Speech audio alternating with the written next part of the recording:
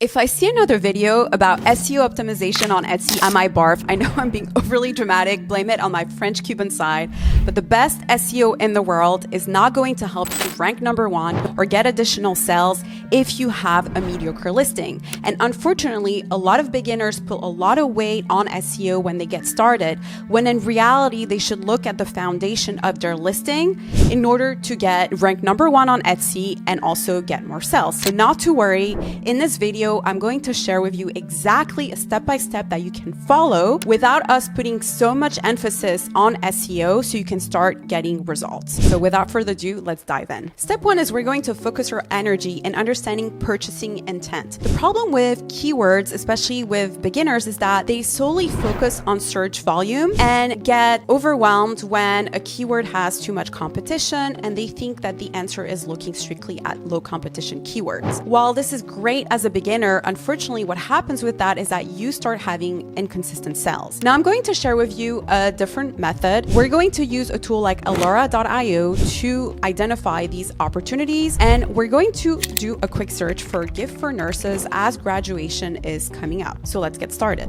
The first thing we're going to do is we're going to go on Etsy and do a quick search for nurse gift.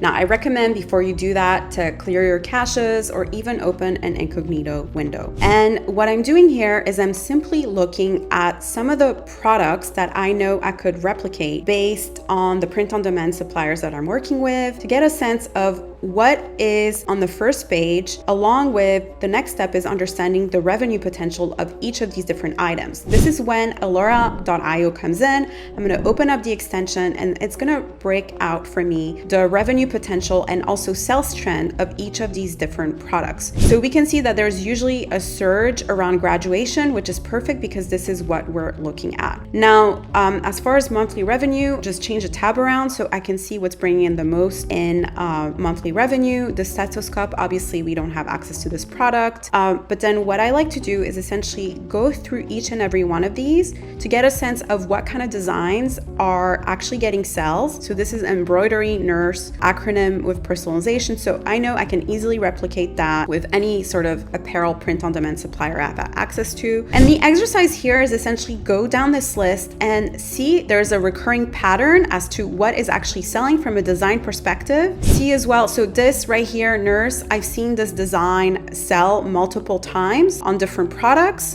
They launched this actually September 2023. They've had a surge in December and they're probably going to see a surge as well for May. So the exercise here is essentially go through this list, look at the revenue potential monthly, because this is telling you a better story as to what actually has potential from a sales perspective, but also for you to quickly identify products that are doing well, looking at design elements and seeing if you see recurring patterns. So a recurring pattern that we see is that the stethoscope with the personalized name do really well. We see it here in this tumbler. We also see it here on this sweatshirt. So what I'm simply going to do, we see this font again, is I'm going to write down all the different design elements or trends that I'm noticing in order to see recurring patterns and then identify where there's an opportunity. So let's further dive into this glass mug. The reason I want to bring this up to your attention is because this daily affirmation is a design trend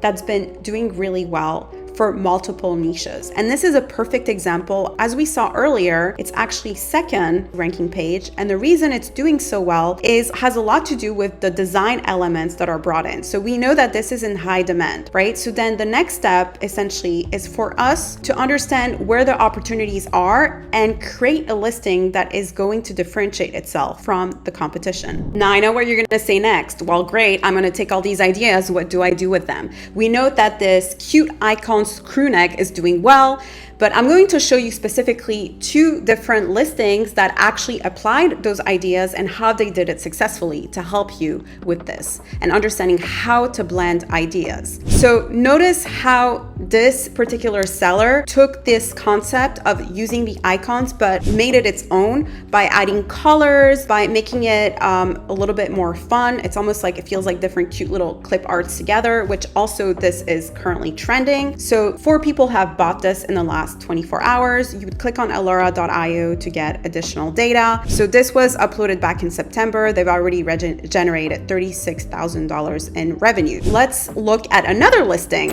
Now, this other listing is taking this exact same idea, but notice how they changed around the design. They also included the different elements to describe what these items are, along with adding a sleeve design element, which we know if you're spending any time on Etsy that the following is currently trending. Now we're going to look quickly at their listing. They've only generated 2 sales, but it seems like this item was uploaded very recently. If we look, the listing age is only 25 days. So this listing is probably still ranking and still has a lot of potential. Needless to say, I want you to understand the importance of understanding what people are actually buying, the importance of understanding design trends and design elements.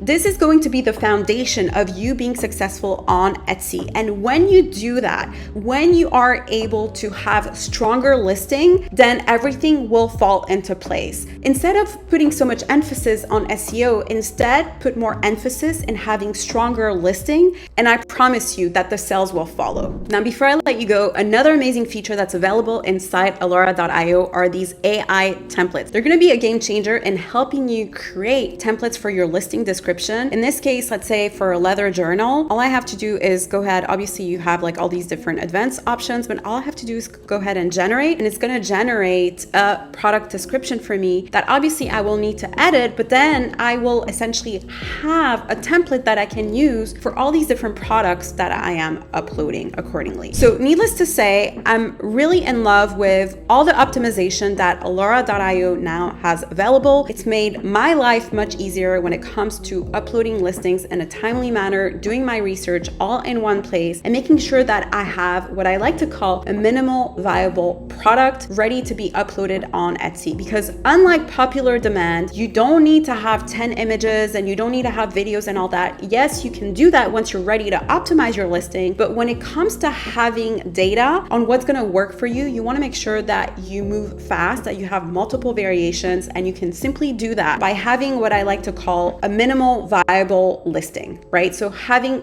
everything that is needed in order to make sure that your listing is going to rank. So that can include obviously a listing description, the title accordingly, like having just 3 images, a good thumbnail, but just having the bare minimum is what I'm trying to say. Having the bare minimum to give Etsy data as to whether or not your product is liked by customers, because at the end of the day, what ranks your listing is people actually clicking on it. And Etsy is going to provide you with that data rather quickly. Obviously, some listing can take longer to rank, but overall, you want to move swiftly and have as many variations as possible to get that data. And once you do, you can optimize your listing accordingly. Thanks for watching. I hope that you found this video useful. In the comment section, you will find my affiliate link to alora.io. The link is simply meant to help the YouTube channel grow. Most importantly, please make sure to like and subscribe to the channel, as I'm a growing channel, and I would love to hear from you. Let me know what you're currently working on and if this video helped you along in your Etsy journey. I'll see you guys later.